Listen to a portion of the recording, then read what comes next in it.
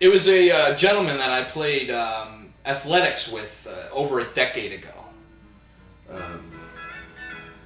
And no offense to Jamie Dowd, who I do like a little, and if you ever see this, I think he's kind of glory days behind that bar. Don't worry about it. He's not going to see it. Hence, he was, glory days. Glory days behind the bar. So he's, being all pompous idiot, and I said, may I please have an ice water? And he, I ain't getting you no water, bitch. You're not gonna drink no water in this place. Look, man, I don't want to play games. I want an ice water and a beer on you. Okay, it's a beer on you and an ice water.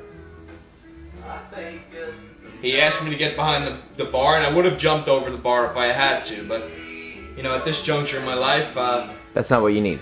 That's not what I need. It's not a frugal, wise decision. I don't want to go to jail. I don't want to get hurt, although I think I would not have gotten hurt. You wouldn't have gotten hurt. I don't think I would have gotten hurt at all. I think I would have had a felony for assault, possibly murder.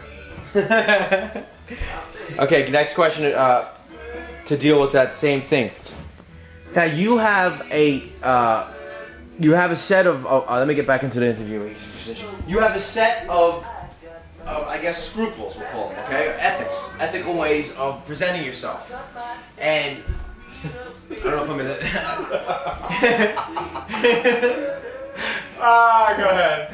You have ethics that you follow, this code, and it's not a code that you could even you could probably write it if you had to. It's not written. Your parents taught you some, your environment's taught you some. These ethical codes that you have, you find them law-abiding, obviously, potentially enriching in terms of helping people, solve problems with their bodies, health, and stuff. Your own personal longevity is part of this all scruple scheme. You're not gonna, you're not gonna go swan diving into like a hot coal of fire. No.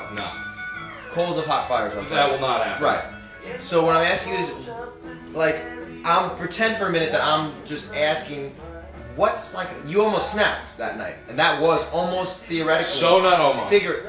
I was a little bit hot under the collar, ready to snap, but smart enough not to snap. Right, but he could have made you snap if he took a could towel not. and whipped you in the face with a towel. He took his towel off his shoulder. Do you notice that? Yes. He was gonna do something with his towel. He was thinking, should I whip him with a towel? Should I give him a little I think if he assaulted me with the towel, yes, I would have most probably left.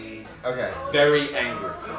But justifiably in self-defense, very good chance based on my adrenaline level of assaulting the man, definitely putting him in the hospital based on my knowledge of biomechanics, force, strength, etc. And probably self-defense. Self-defense, and knowing self-defense on my side, a little bit less law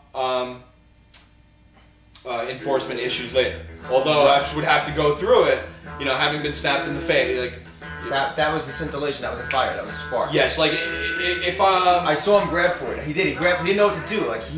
You put him in a position where he wasn't equipped for. Right. He was like a computer, like one of those old computers that is basic 10 question mark quotations. I'm sorry to interrupt, but I think I established disciplinary dominance, physical dominance, and intellectual dominance over the fool who was not serving the customer. Okay, got it.